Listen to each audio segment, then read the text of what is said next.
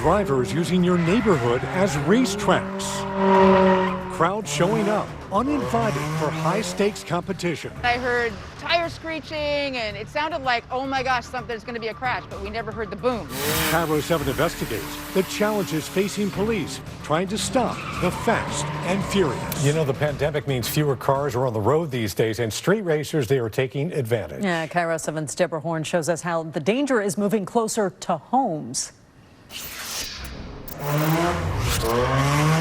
This has become an unwelcome soundtrack to life in some Seattle neighborhoods. We can see them doing donuts, and we can see how close they get to a group of kids. They're just like kids that are running. Street racing in places normally reserved for driving or parking. It's just crazy. There's all these kids that are running up to the cars, and the cars are swirling all around them. The people here in Pioneer Square tell us the racers and the crowds begin arriving just about midnight, prime sleeping time, even though most often it's on the weekends. It may not look like it, but hundreds of people live right here in this area, and for them, what is happening they see as a noisy nuisance that is potentially very dangerous. Street racing on First Avenue South. Crazy, isn't it? Yes, anywhere. Trick driving, the donuts. TIJA Petrovich is president of the Pioneer Square Residents Council. We have it, Belltown has it, West Seattle has it. It's everywhere in the United States, and COVID has made it worse because the streets are empty, parking lots are empty.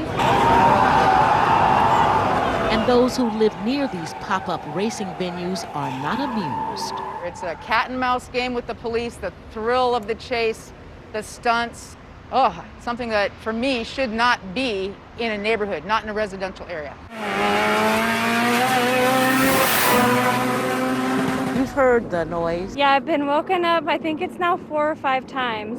And Jessica Toro has called Seattle police many times. And how do the police respond? In the beginning, they didn't respond at all. They gave us the response that they're working on it. They've had multiple calls, but the last one, it was like they were waiting for them. The officers were at like every point, and they were able to move this entire group of car racers out in like maybe 15 minutes. It was amazing. Seattle police declined to talk to us on camera. They say they are aware of the racing and do respond. Can you see them? Oh my goodness. Yeah. We showed the videos to Jim Fuda, Director of Law Enforcement Services for Crime Stoppers of Puget Sound and a former longtime King County Sheriff's deputy. Fuda says these racers are breaking the law. If you are reckless or driving negligent, or God forbid that you run somebody over and now you've got a vehicle homicide, or your DUI. Still, he says it can be difficult for police to make the case. Here's what happens. If they don't see it firsthand, then if there's a witness, they can take the witness statement and charge the person to the court. But now, is that witness going to show up at that time of day? All those circumstances come into place. For some neighbors, the crime goes well beyond street racing. And I'm sorry, it includes COVID as well. No one's practicing social distancing, of course. No one's wearing masks.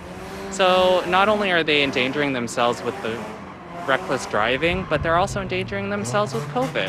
So far, there are no reports of anyone physically hurt because of this. But it is generating so much anger, no one can be sure that frustrated neighbors won't simply take matters into their own hands unless the authorities move to stop it. Reporting in Seattle, Deborah Horne, Cairo 7 News.